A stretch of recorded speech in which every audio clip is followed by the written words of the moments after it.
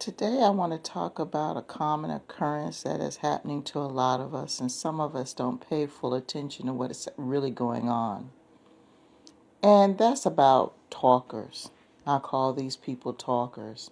And I'm sure every single person listening to this has encountered a talker, probably related to a talker, probably been friends with a talker. These are the people that have the gift of gab but produce no results. Zero. I mean, they're not even on the way. They talk their way through life. That's what they do. Now, I've been on this earth for a while, and I've been different places, and I've seen different things. Thank goodness I've had the flexibility to be able to do that. But people will come along in your life, and they will take your kindness for weakness. They'll assume because you're nice and that you're generous, that you're stupid. And that's basically the truth. So because they have that in mind, they figure they can come and tell you any old thing and you'll take it as the gospel. Now refer back to some of my videos where I talk about how silence is sometimes approval. These are the type of people who misinterpret that. So they figure because you don't call them on the carpet about it most of the time that you think it's okay. So they'll keep on doing it all the time. Every time they come around you, they're talking big about something, and they're doing the same thing they were doing 5 years before. They're behaving the same way they did 5 years before. It could be anything. They could be talking big about a relationship. They could be talking big about a job. It's always bigger than what it actually is. Or they could be talking about something that doesn't even exist, but they'll talk about it like it does. And this is not only in regards to relationships. Excuse me. I'll give you an example. And I'm sure a lot of you have dealt with this. Not too long ago, I was talking to somebody about getting a job. And the conversation went where I was like, okay, so you're applying for jobs and everything. Yeah, I'm applying for jobs. I'm like, okay, well, that's good. I said, because you need to have a source of income. The very next day, if not then, I would say the very same day or maybe the next day, I didn't check until the next day, they would turn around and say, oh, yeah, I got a job at so-and-so. I'm going to be working at so-and-so. So I'm like, okay, that's great. That's wonderful. So you're thinking that's the end of the conversation, but something tells me start asking some pointed questions. So I'm like, okay, well, great. When is your first start day? This is how you could tell they don't have the job. Oh, well, I'm just waiting for the manager to get back to me. Okay. They didn't give you any idea as to when. I said, so when is the manager going to get back to you? I said, they're going to call you back. Oh, well, I'm not sure. I just turned the application in yesterday. And y'all follow me? This person just told me the day before that they had the job. Then finally, when you start asking pointed questions, oh, I just turned the application in yesterday.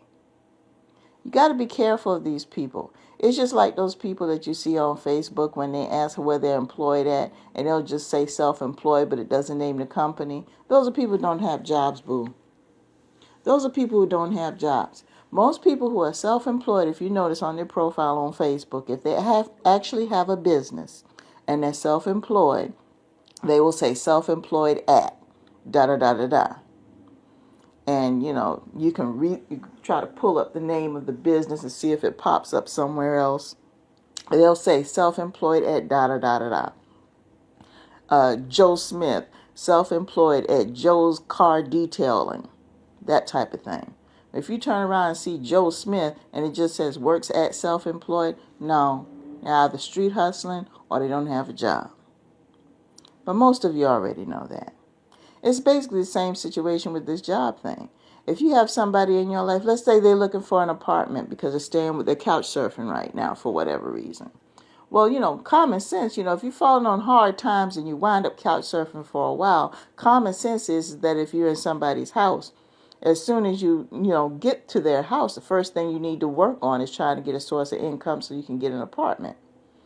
And also, you might not be able to get an apartment right away, but, more than likely you live in an area where they have extended stays. You might want to look at that until you can kind of get on your feet. But if you have a source of income where you can save up your money and get yourself an apartment or a house or whatever the case may be, but you need to go ahead and leave their premises. And let's say you have an instance where you turn around, you asking this person after a while, okay, they're working. And if you listen to my audio about temporary living arrangements, that means it's like maybe 3 months in and they've been working, or 6 months in and they've been working, and you're starting to ask questions about when they're going to move, you know. And first thing they'll tell you is, oh yeah, I went to go see an apartment the other day, and yeah, I just got to turn the application in. Okay, well if you went to go see the other day, okay, what are you waiting on? I mean, okay, you went ahead and got the application, so you filled it out, you know. Oh yeah, I filled it out and I turned it in to the manager. I'm just waiting to hear back from him. Okay, so how many days ago was that? Oh, that was like, one day last week. First of all, that's wrong. Yeah, that whole conversation is wrong. But you guys have heard conversations similar to that for people who are not doing anything. Usually when you apply for an apartment, you get an you go to the leasing office, you get an application, or you have a private landlord. You turn the application back in with all the required documents. It usually doesn't take a week for them to get back to you, even if it's a private landlord, because I've dealt with both. They usually get back to you within a day or two, sometimes the same day. My current digs where I stay at, as a matter of fact, I remember coming here because I came in from out of town because I was relocating. And I remember coming here on Friday to look at the place, took the application home, brought it back Saturday morning, and Saturday afternoon I had an answer because a lot of the rental offices here are open sometimes 6-7 days a week. So for somebody to say it's going to take a week to get back to them, no, don't fall for that, people. You got to understand, there are a lot of lazy people in this world. And they spent their entire lives being lazy and depending on the kindness of others just to survive. They have no intention of surviving on their own. They have no intention of doing anything for themselves. They just want to surf. They like surfing a wave. That's all they're doing their whole lives. And they're going to do that until they get too old to do anything. By that time, they punched out a couple of kids who are grown. And then when they get old and gray, because they haven't saved and done anything, the first thing they want to do is lean on their kids and say, well, I'm your honor thy father and thy mother. You're supposed to take care of me. They hadn't done anything to have any type of retirement to take care of themselves. All they did was just make some babies, so when the babies got grown, they could take care of them. And then these kids are stuck taking care of somebody who don't have anything. And these are the same people, when that person passes away, they're up here having fish fries and barbecues and setting up GoFundMe pages because that person didn't set up a life insurance policy either. These are the type of people, they are skilled liars and they are lazy.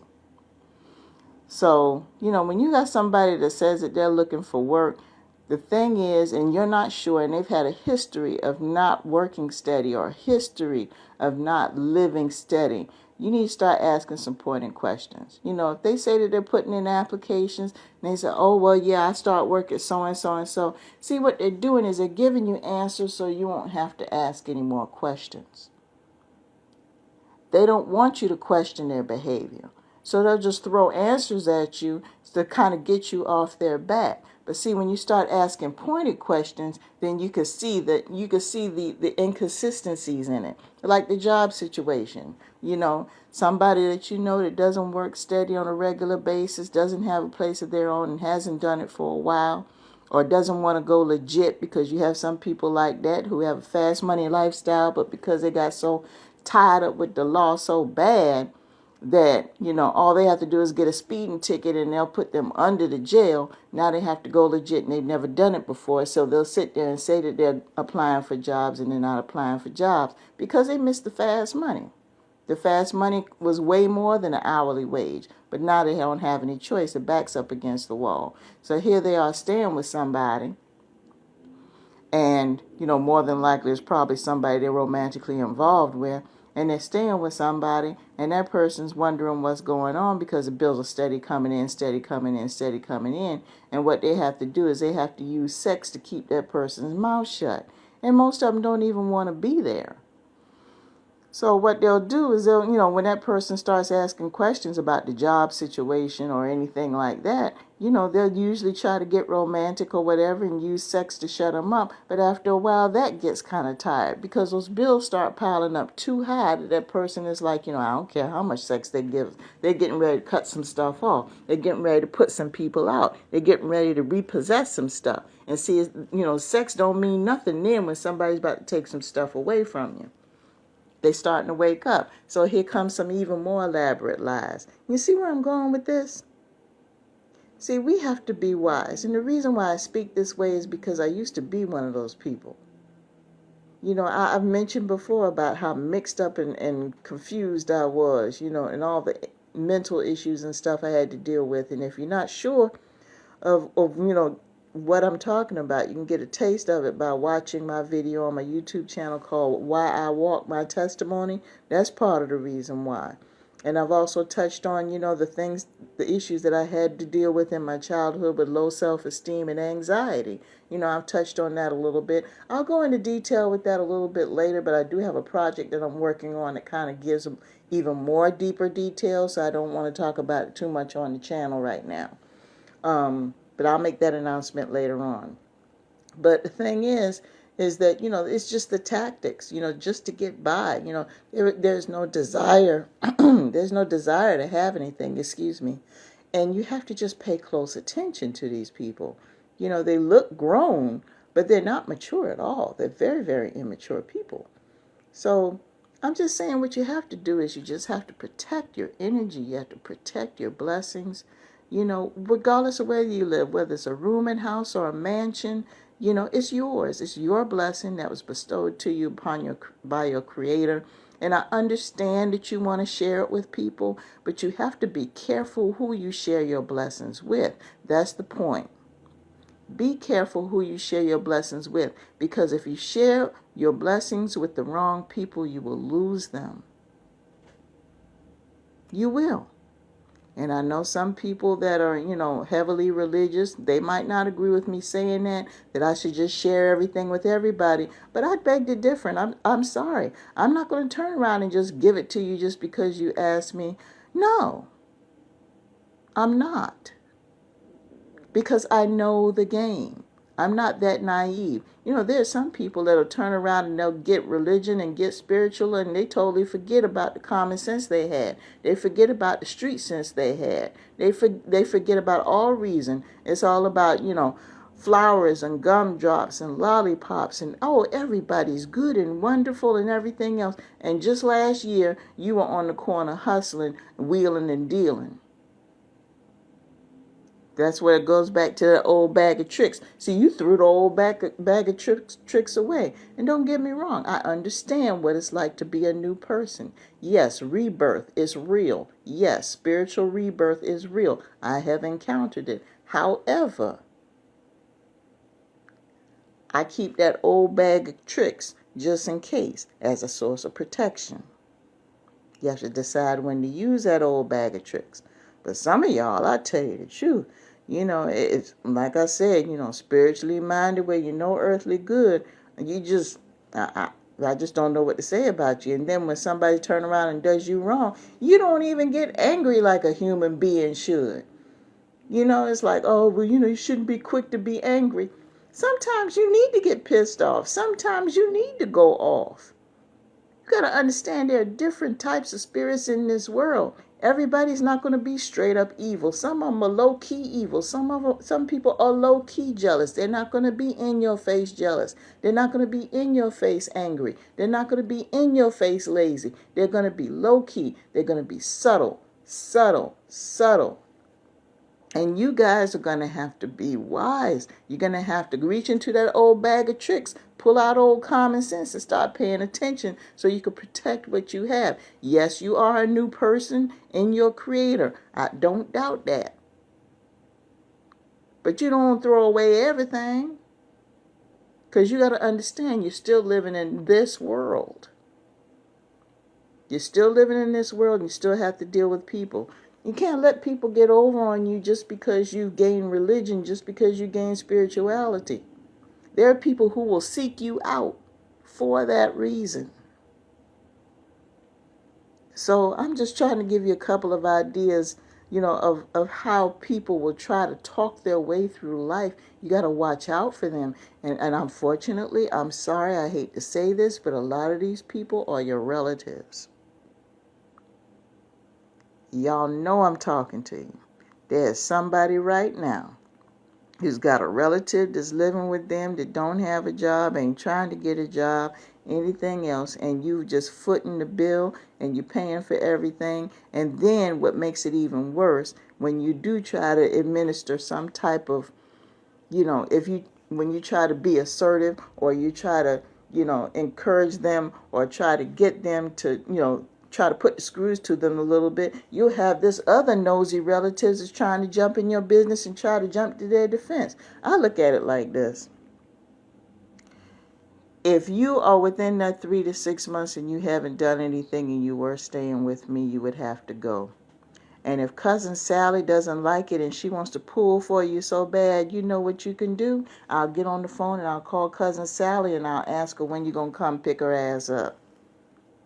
Since Cousin Sally is caping for her so bad, since Cousin Sally has so much to say about how horrible everything is, and Cousin Sally has so much to say about how you need to be a good Christian, and how you need to do this, and how the scripture says in the New Testament about this, that, and the other, ringing you down about how you should keep JoJo on your couch.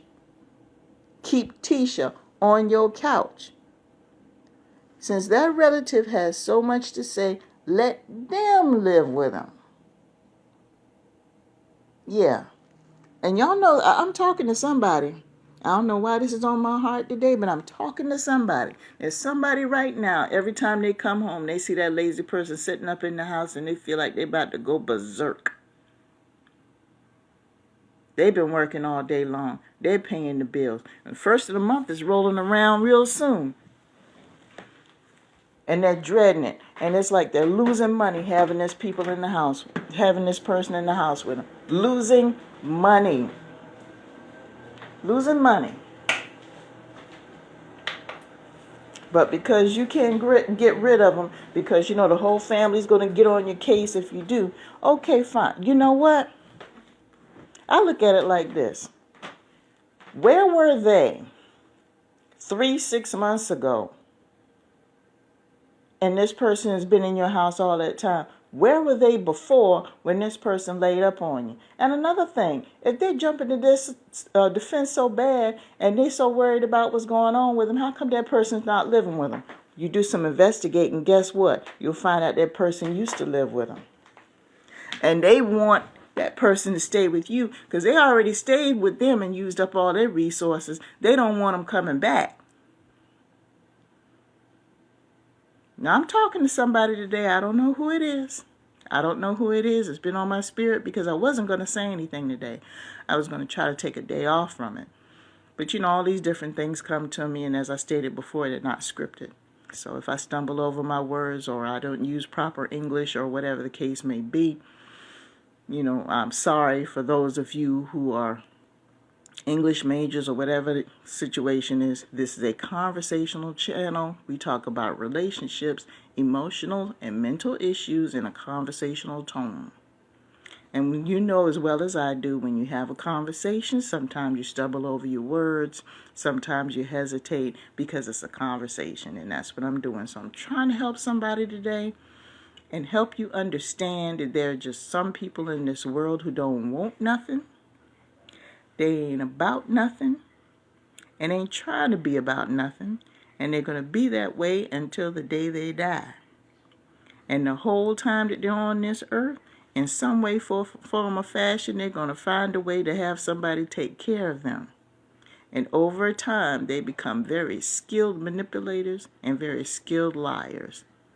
And there's nothing you could say or do to change their attitude because they've been at it for years. People like this, it's best that you don't live with them because you will never gain anything, you will only lose. Let them just keep surfing around, but they don't have to surf in your house. Just saying.